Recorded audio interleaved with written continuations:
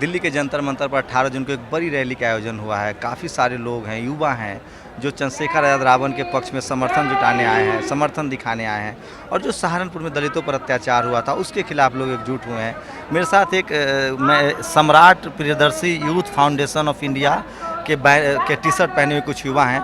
उनसे जानेंगे कि उन लोगों ने इस आंदोलन का क्यों समर्थन कर रहे हैं और उन लोग की क्या है। पहले तो आप अपने, क्या नाम हुआ आपका? मेरा नाम आरपी मौर्य है और अखंड भारत, और हम संगठन चला रहे हैं, दैट इज सम्राट Priyadarshi youth foundation of India.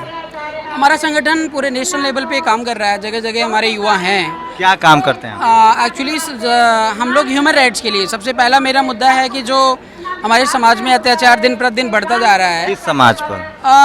समाज स्पेशली तो दलित को ही देखा जाए, और जो पुअर सेक्शन के लोग हैं जो अकेले हैं समाज में। एक बात बताइए, आप ओबीसी हैं, बहुत सारे ऐसे मामले भी आते हैं कि ओबीसी समाज भी दलितों पर अत्याचार करता है, तो उसके लिए कुछ काम करेंगे आप लोग समाज में? जरूर करेंगे, ताकि ये डिफरेंसेस जरूर करेंगे सर, हम लोग कर रहे हैं। जो भी व्यक्ति प्रताड़ित किया जाता है किसी भी स्तर पे, हमारे संगठन उनके साथ रहता है, हर स्तर पे, वो चाहे कोर्ट का स्तर हो, चाहे पुलिस का लेवल हो, चाहे एसपी डीएसपी किसी का लेवल हो, हम लोग पूर्णतः डेडिकेशन के साथ। सर विवेक। तो आप क्या करते हैं? सर अभी मैं इनके साथ अभी जुड़ा हुआ, नया जुड़ा हुआ अभी सर। अभी तो धीरे धीरे मेरे को पता चल रहा है। आप भी ओबीसी हैं? सर आप क्या? सर मैं भी इस संगठन का छोटा सा हिस्सा हूँ सर। मैं भी ओबीसी कास्ट से बिलोंग करता हूँ सर। और इस समाज में जो हम लोगों के साथ हो रहा है उसके खिलाफ क्या हो रहा है सर? यही सहारनपुर का केस ले लीजिएगा सर। बाकी तो के यूपी से हैं? जी सर, यूपी से। यूपी में तो केशव प्रसाद मौर्य अब डिप्टी सर वो सर उसके लिए हम नहीं कह सकते हैं कि देखिए सर, उसमें पुतला बना के रखा जा रहा है, वो बस कहने की बातें हैं। जितने भी मौर्य कम्युनिटी के लोग हैं, वोट लेने की एक पॉलिटिक्स है। तो स्वामी प्रसाद मौर्य, केशव प्रसाद मौर्य सब देखिए, स्वामी प्रसाद मौर्य हो, केशव प्रसाद मौर्य हों, लेकिन वो कहने के लिए मौर्य है। मौर्यों के लिए या कुशवाहों के लिए, अपने समाज के लिए अगर वो वास्तविक मौर्य होते तो सम्राट अशोक और महात्मा गौतम बुद्ध, भीमराव अंबेडकर के लिए फाइट करते, ना कि उस पर्टिकुलर जो विचारधारा है उसको नीचे ले जाने के लिए। आपका क्या नाम है? जी सर, क्या नाम है? मुकेश कुमार सिंह, मैं बिहार से हूँ। अच्छा, आप क्या करते हैं? जी सर, क्या?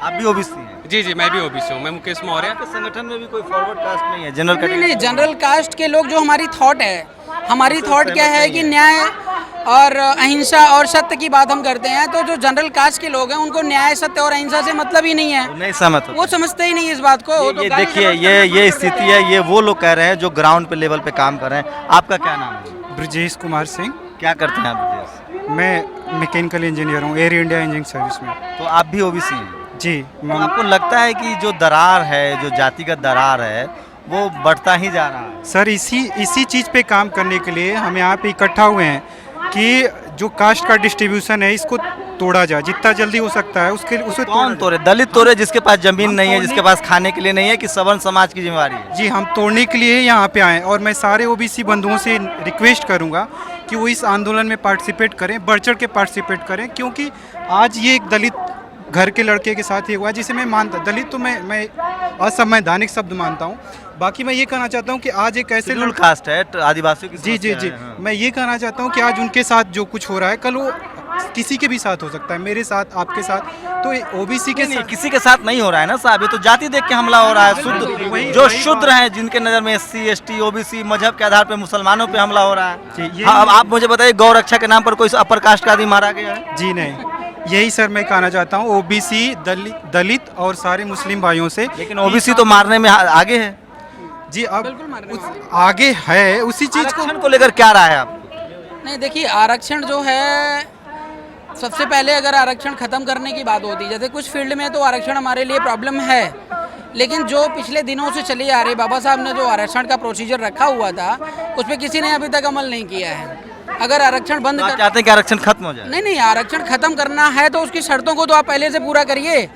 जो शर्तें पिछले सालों से चली आ रही हैं उसको तो आप इम्प्लीमेंट करिए। सर, सबसे पहले ये समझना होगा कि आरक्षण चीज़ क्या है, आरक्षण के डेफिनेशन को समझना होगा।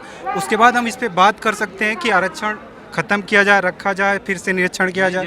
पहले इसके लिए आरक्षण जमीनें बांट दी जाए। आरक्षण अगर खत्म करना चाहते हैं, इस देश से पहले कास्टिज्म खत्म करना होगा, आरक्षण खत्म करने के लिए।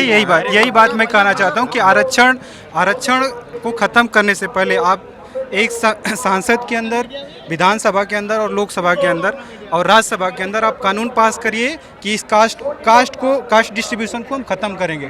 उसके बाद आप आरक्षण पे बात भी कर सकते हैं। अदरवाइज मुझे नहीं लगता कि सोचने की बात है तो सिर्फ ये सोचने की बात है कि जिनके पास तक अभी आरक्षण नहीं पहुंचा या फायदा नहीं ले पाए वहां तक क्यों नहीं तो पहुंचा। आपका संगठन समाज में किस तरह से अवेयरनेस करता है? क्या आप लोग अम्बेडकरवादी थॉट्स को आगे बढ़ाते हैं? देखिए, हम एक्चुअली जो ट्रुथ चीज़ें हैं, मानवतावादी कह लीजिए, क्योंकि हम स्पेशली बाबा साहब सबसे बड़े मानवतावादी थे। उन्होंने महिलाओं के बाबा लिए साहब देखिए, जो वंचित थे, शोषित थे, उनके लिए काम क्या किया। है, हमारे समाज में कुछ लोग बाबा साहब से नफरत करते हैं, कुछ लोग सम्राट अशोक से प्यार करेंगे, कुछ लोग बुद्ध से प्यार, ये समझ नहीं पा रहे हैं कि सम्राट अशोक, बाबा साहब, भीमराव अम्बेडकर, सबकी विचारधारा एक है, फूले की विचारधारा एक है, लेकिन ये बटे हुए हैं। कोई माली है तो वो फूले की बात कर रहा है, कोई एससी है तो वो अम्बेडकर की बात कर रहा है। इसलिए हम इन सबसे परे होकर के तो लगता है कि आप लोग बहुजन एकता बनाने में कामयाब होंगे? डेफिनेटली कामयाब होंगे सर। कैसे?